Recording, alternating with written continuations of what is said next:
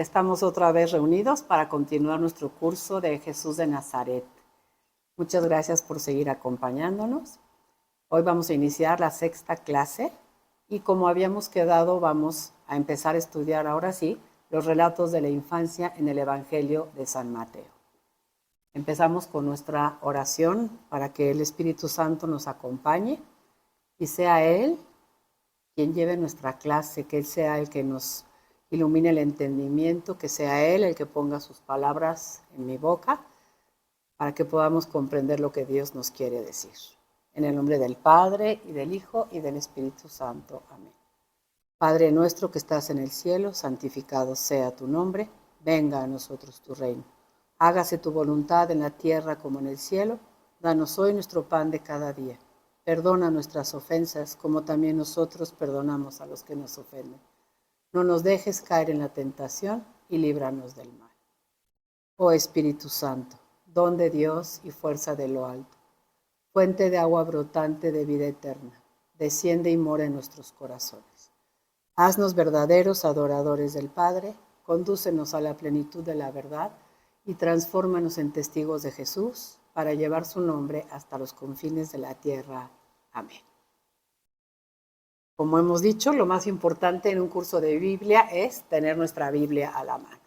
Entonces, vamos a abrir nuestra Biblia hoy en el Evangelio de San Mateo, en el capítulo 1. Antes de empezar, es bien importante, y ojalá que esto de verdad lo tomen muy en cuenta. Va a aparecer también un gráfico en el que ustedes van a tener estos tres elementos que les voy a comentar ahorita. Los relatos de la infancia de Jesús tienen tres elementos que tengo que tomar en cuenta para poderlos leer. El primero es un núcleo histórico, el segundo es un género literario y el tercero es el mensaje doctrinal. El núcleo histórico es, vamos a partir de un acontecimiento que sucedió en la historia, pero no para contarlo como histórico, sino partir de ese acontecimiento. En este caso vamos a hablar de un acontecimiento que sucedió en la historia y fue el Hijo de Dios se hizo hombre. En un momento de la historia, en una tierra determinada y en un momento determinado de la historia del pueblo judío. Este es el hecho histórico. Como ninguno de los evangelistas estuvo ahí, ellos me van a entregar el mensaje doctrinal a través del segundo elemento que es el género literario. El género literario, me gustaría que lo pensaran como un carrito en el que yo pongo el mensaje y cuando me llega el mensaje, yo tomo el mensaje y el carrito lo dejo de lado. El género literario es nada más el vehículo a través del cual el evangelista nos va a entregar la narración de ese hecho histórico para comunicarnos un mensaje doctrinal. En nuestro caso, el hecho histórico es el nacimiento de Jesús en Belén. El vehículo literario es el género literario que utiliza San Mateo en esta ocasión y otro diferente será el que utilice San Lucas. Pero uno y otro me va a comunicar exactamente lo mismo. Jesús nació en Belén, yo te lo cuento de esta forma, yo te lo cuento de esta otra forma, para que tú entiendas el mismo mensaje. Él es el Hijo de Dios, hecho hombre, concebido por obra del Espíritu Santo en el seno virginal de María. Eso es lo que les va a interesar. Entonces, nunca perdamos de vista estos tres elementos. ¿Cuál es el núcleo histórico del que parte el Evangelio? ¿Cuál es el género literario que utiliza? ¿Y cuál es el mensaje doctrinal que me quiere entregar?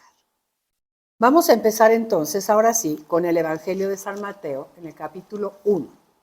Y el capítulo 1 es la infancia de Jesús, empezando con la genealogía de Jesús Mesías. San Mateo escribe a un auditorio súper determinado. Él escribe a judíos que se han convertido al cristianismo. Y eso no nos debe de extrañar. Los apóstoles eran judíos, la Santísima Virgen era judía. Ellos fueron los primeros cristianos. Y como que la primera generación de cristianos debe de haber sido de puros judíos que se hicieron cristianos, porque ellos le transmitieron la buena noticia de quién era Jesús a otros judíos. Entonces, muchos de los primeros integrantes de nuestra iglesia eran judíos. San Mateo escribe a los judíos con una intención y les dice, aunque nos persigan, aunque ahora en el año 80 los rabinos hayan tomado la decisión de ya no dejarnos entrar en las sinagogas, aunque se haya separado ya el cristianismo del judaísmo, nosotros creemos que Jesús es el Mesías anunciado, que en Jesús se cumplen todas las promesas que Dios le hizo al pueblo judío a través de Abraham, que en Jesús se cumple la promesa que Dios le hizo al rey David de enviar al Mesías. San Mateo, para hacer esto, utiliza un género literario que nosotros no conocemos y que a veces nos puede costar un poquito de trabajo, que se llama Midrash. ¿En qué consiste el género literario Midrash? En que yo tomo un texto del Antiguo Testamento, me apoyo en él para ilustrar un acontecimiento de la vida de Jesús. Les voy a pedir que abran su Biblia en el capítulo 1, en el versículo 23. Si tienen Biblia de Jerusalén, y esa es una de las razones por las cuales la recomendamos, la Biblia de Jerusalén, en el capítulo 1, versículo 23, tiene el texto en letra cursiva. Ese texto en letra cursiva es una cita del Antiguo Testamento que el evangelista ocupa para ayudarse a darnos a conocer quién es Jesús. Si leemos el versículo 22, dice, todo esto sucedió para que se cumpliera lo dicho por el Señor por medio del profeta. Y viene la cita, la Virgen concebirá y dará a luz un hijo y le pondrán por nombre Emmanuel. Y la Biblia de Jerusalén, muy útil, nos pone en el margen una cita que dice Isaías 7:14. Quiere decir que San Mateo, no nada más para decir en Jesús se están cumpliendo todas las escrituras, sino para enriquecer el significado del nombre profético de Jesús, utiliza un texto del Antiguo Testamento. A nosotros eso nos puede costar trabajo porque no venimos del judaísmo. Realmente yo creo que los cristianos católicos tenemos poquito conocimiento del Antiguo Testamento, pero un judío conoce muy bien sus escrituras. Y cuando escucha citar el texto de Isaías 7:14, es un texto para un judío claramente mesiánico. ¿Qué está tratando de hacer San Mateo? Mostrarles a través de las escrituras que Jesús es el Mesías anunciado, que Jesús es el descendiente de Abraham. Entonces, nosotros tendríamos que como desaprender la manera en la que hemos leído los relatos de la infancia de Jesús y leerlos como los hubiera leído un judío cristiano que quiere descubrir la riqueza de Jesús Mesías. ¿En quién? En la persona de Jesús de Nazaret. Entonces, en el capítulo 1 tenemos una genealogía que nada más con recorrerlo con la vista no nos dice nada. Yo la veo y lo único que veo son nombres, nombres, nombres, nombres. Pero si un judío la lee, va a decir, aquí encuentro 40 generaciones. Encuentro 40 generaciones divididas en 3 grupos de 14 personajes cada una. Encuentro que el primer grupo se refiere a los patriarcas. Veo el segundo grupo y me encuentro que habla de reyes. Y están en la genealogía de Jesús. Entonces Jesús es el descendiente de los patriarcas y es el descendiente también de los reyes de Jerusalén. Y luego una tercera parte con muchos otros personajes, un tercer grupo, con muchos otros personajes de la historia de Israel. Y para que al final tenga yo la presentación de Jesús en el versículo 16. Entonces la vamos a ir leyendo. Tratemos de no pensar son puros nombres, no me dicen nada, sino meterme en la mentalidad judía, en la mentalidad bíblica, por qué son necesarias las genealogías. Cuando la Biblia presenta algún personaje importante en la historia de la salvación, utiliza una genealogía. Vamos a encontrar genealogías individuales o podemos encontrar también genealogías colectivas, pero siempre que hay la presentación de un personaje importante, hay una genealogía. Me gustaría ver las de Abraham y de David para que veamos cómo sucede. Si abren ustedes el libro del Génesis, en el capítulo 11, a partir del versículo 10, hay toda una serie de descendientes de Sem. Dice el capítulo 11, versículo 10. Estos son los descendientes de Sem. Sem es uno de los hijos de Noé. Y me da nombres, hasta que llego al versículo 6, donde aparece Teraj. Y dice el versículo 26. Teraj tenía 70 años cuando engendró a Abraham, a Nahor y a Harán. Estos son los descendientes de Teraj. Teraj engendró a Abraham. Escuchen estas palabras. Teraj engendró a Abraham. Esa va a ser la palabra que vamos a leer constantemente en la genealogía de Jesús. ¿Qué hizo el autor del Génesis para presentarme a Abraham como un personaje importante? Me dio una genealogía. Si quisiera yo también saber sobre el rey David, nos vamos al libro de Ruth.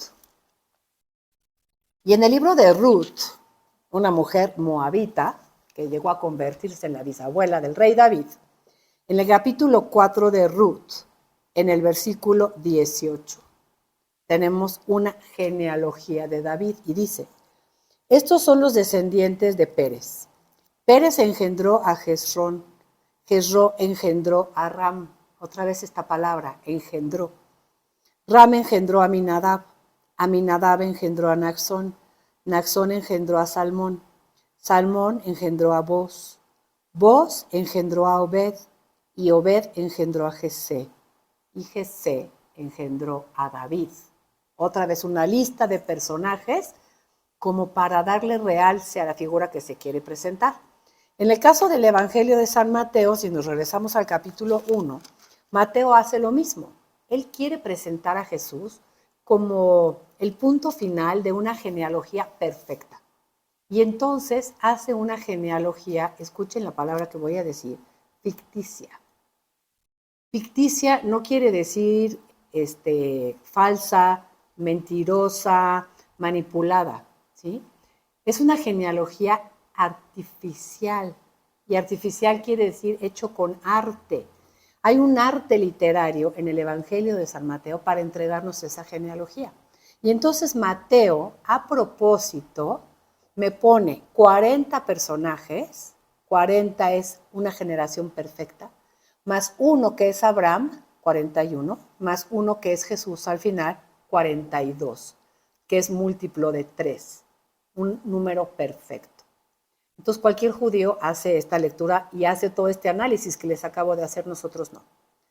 Ahora, voy a empezar con el versículo 1 porque el versículo 1 enuncia el tema y dice de qué va a tratar su evangelio. ¿Para qué escribo yo este libro? Y dice, este es el libro del origen, podríamos decir, de la Génesis, de Jesucristo, de Jesús Mesías. Jesucristo es Jesús Mesías, que es hijo de David, hijo de Abraham. ¿Y cómo se los voy a probar? A través de esta genealogía. La voy a empezar a leer. Abraham engendró a Isaac, Isaac engendró a Jacob, Jacob engendró a Judá y a sus hermanos. Yo creo que a partir de aquí ya pocos conocemos estos nombres. Judá engendró de Tamar a Fares y a Sara. Tamar, una mujer mencionada en una genealogía, algo no muy común en una genealogía judía. Tomen nota, una mujer llevamos.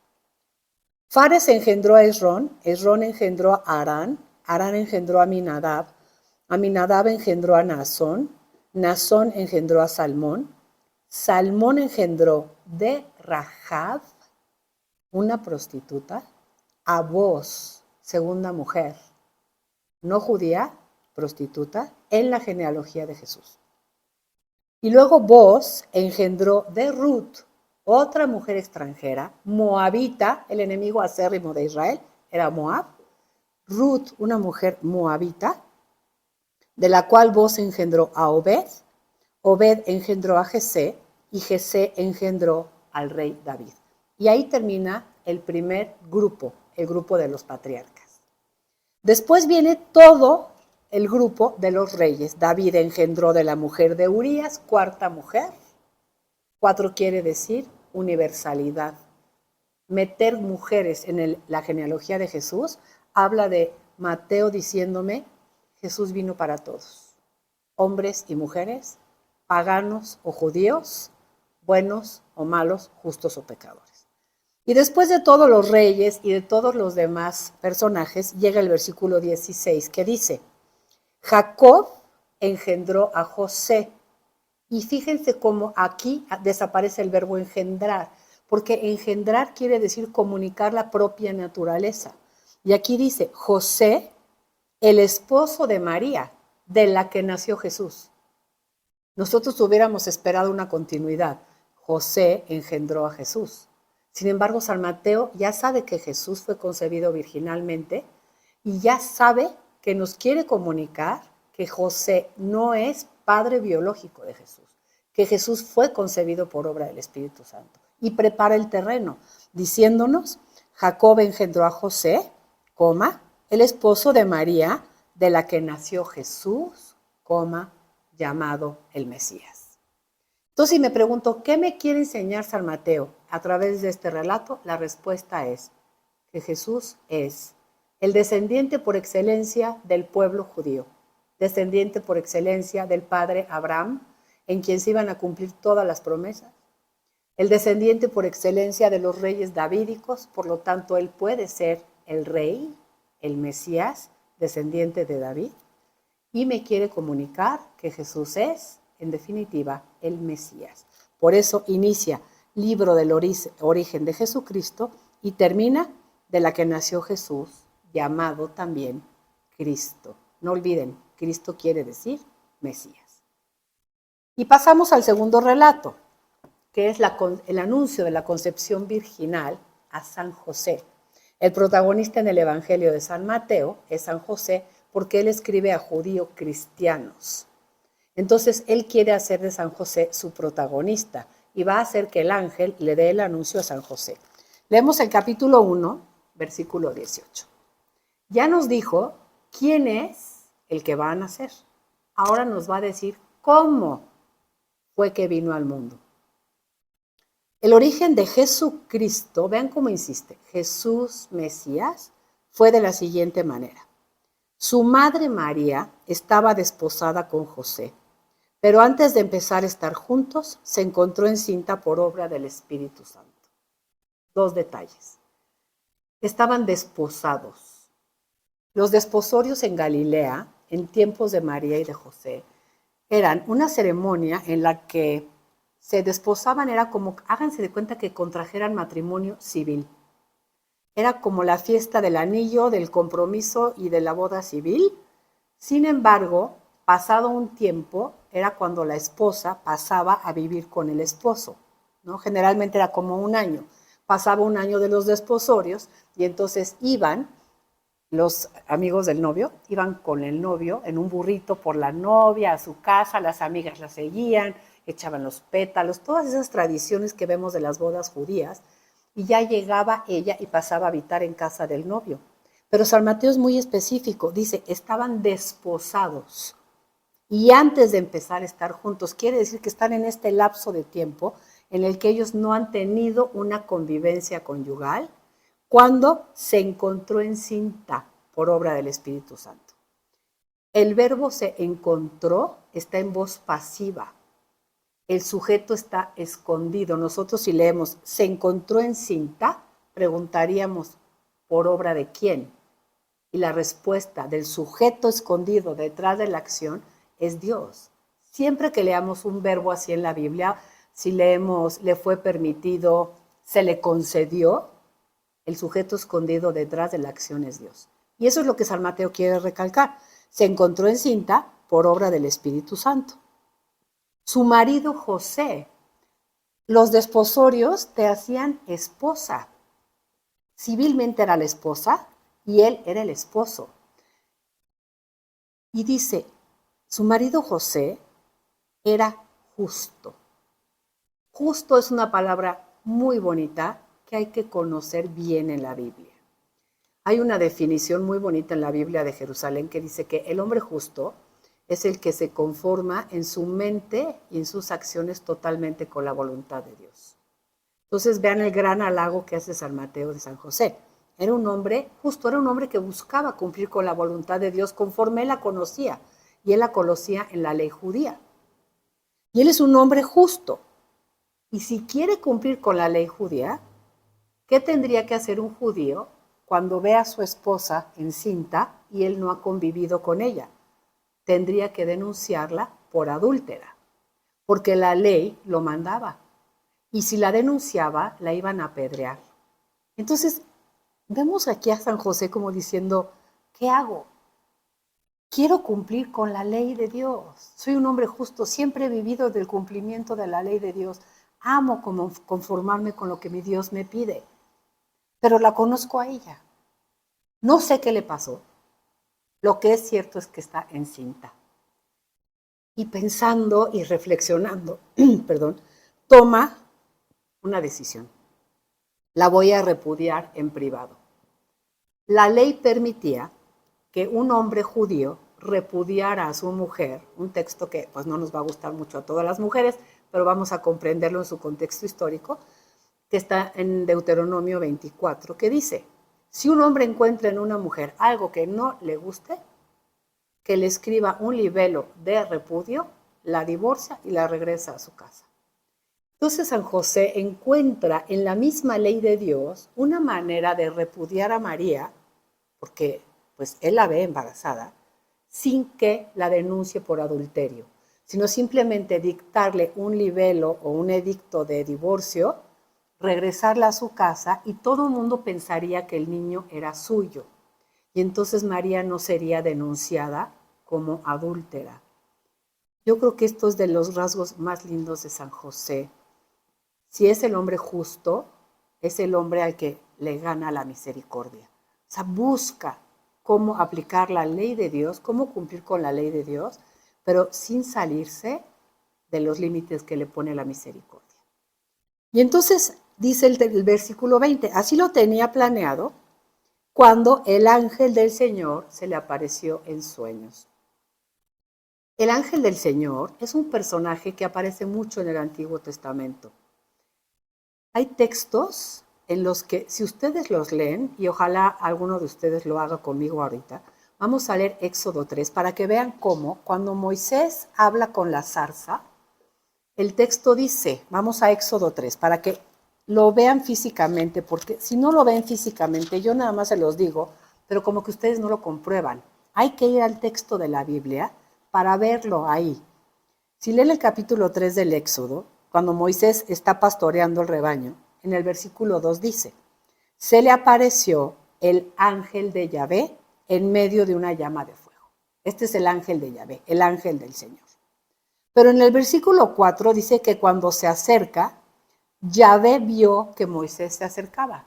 Entonces ya no es el ángel de Yahvé, ahora es Yahvé.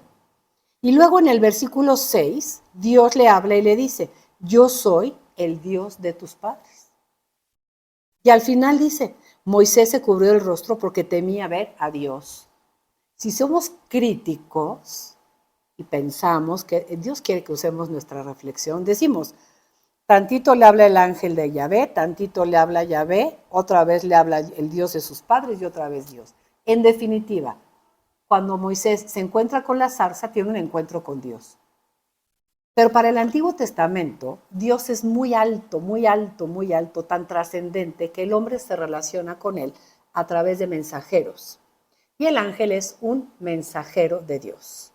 Entonces, sin detenernos en cómo se llama el ángel y cuántas alas tenía y de qué color venía vestido, lo que nos importa es el mensaje del ángel. Y el ángel le dice, José, hijo de David. ¿Por qué le dice hijo de David? Porque me importas en el sentido de que tú eres un descendiente de David. No temas tomar contigo a María tu mujer, porque aquí sí usa el verbo, lo engendrado en ella es del Espíritu Santo. Yo sé perfecto que tú no lo engendraste, pero el que le ha comunicado su naturaleza a ese niño es Dios. Lo engendrado en ella es obra de Dios. ¿Y por qué dice por obra del Espíritu Santo? Porque el Antiguo Testamento nos enseña que el Espíritu de Dios es el poder creador de Dios. Nosotros en el credo, en misa, confesamos todos los domingos, creo en el Espíritu Santo, Señor y dador de vida. Dios crea a través del poder de su Espíritu. Entonces Jesús es concebido en María con el poder del Espíritu Santo. Y le dice, dará a luz un hijo a quien tú pondrás por nombre Jesús. No sé si se acuerdan en el Génesis, cuando Dios crea los animales y le pone un desfile a Adán de animalitos y le dice, ponles tú el nombre. Eso quiere decir, son tuyos. Tú vas a tomar propiedad de ellos. Al poner el nombre, alguien pasaba a ser tu pertenencia. Entonces, diciéndole a José, tú le pondrás el nombre, le está diciendo exactamente eso. Este va a ser tu hijo, recíbelo como tu hijo. Y entonces, el nombre Jesús, porque Él salvará a su pueblo de sus pecados. Jesús, Yeshua en hebreo, quiere decir Dios salva. En el nombre de Jesús está implícita su misión. Si nosotros no supiéramos cómo hacer oración un día y nada más dijéramos, Jesús, Jesús, estaríamos haciendo una oración preciosa, diciendo, Señor, sálvanos. Todo esto, dice San Mateo, ya estaba anunciado en las Escrituras, para que se cumpliera lo dicho por el Señor por boca del profeta. La Virgen concebirá, dará a luz un hijo y le pondrán por nombre Emmanuel, que significa Dios está con nosotros. En Jesús de Nazaret, Dios está con nosotros. Una vez que despertó del sueño, José hizo como el ángel del Señor le había mandado y tomó consigo a su mujer. Y un versículo muy importante que hay que entender. Pero no la conocía hasta que ella dio a luz un hijo. Conocer, en el lenguaje bíblico, quiere decir tener una relación de intimidad. Tener una relación con alguien en la que yo me he donado y el otro se dona a mí. Tratándose de el amor conyugal, es haber tenido o no haber tenido relaciones. Y es muy explícito San Mateo. No la conocía hasta que ella dio a luz un hijo. En ocasiones oirán que quizá algún hermano separado diga que este es un texto que niega la virginidad de la Virgen porque después del nacimiento de Jesús habría tenido relaciones con San José. Si nosotros hablamos con ellos, debemos decirles, el texto no dice ni una cosa ni la otra. El texto dice que hasta que ella dio a luz un hijo, no tuvieron intimidad. No dice qué pasó después. Nosotros, cristianos católicos, creemos en la virginidad perpetua de María por la tradición apostólica, porque fueron los apóstoles que deben de haber recibido de ella esa información, los que pasaron ese dato de la fe de generación en generación. Nuestros hermanos protestantes ya no creen en la tradición apostólica, nosotros sí. Nuestra fe viene de la palabra de Dios en la Escritura y de la palabra de Dios recibida de la tradición apostólica que nos entrega el magisterio de la Iglesia. Con eso vamos a terminar la primera parte de la infancia de Jesús en el Evangelio de San Mateo. Esperemos que puedan ustedes leer estos textos otra vez, quizá meditarlos, contemplarlos, y a lo mejor pueda yo empezar a responder esta pregunta. ¿Quién es Jesús? La próxima sesión vamos a ver los siguientes relatos de la infancia de Jesús en el Evangelio de San Mateo. Les agradezco mucho su presencia y que Dios los bendiga.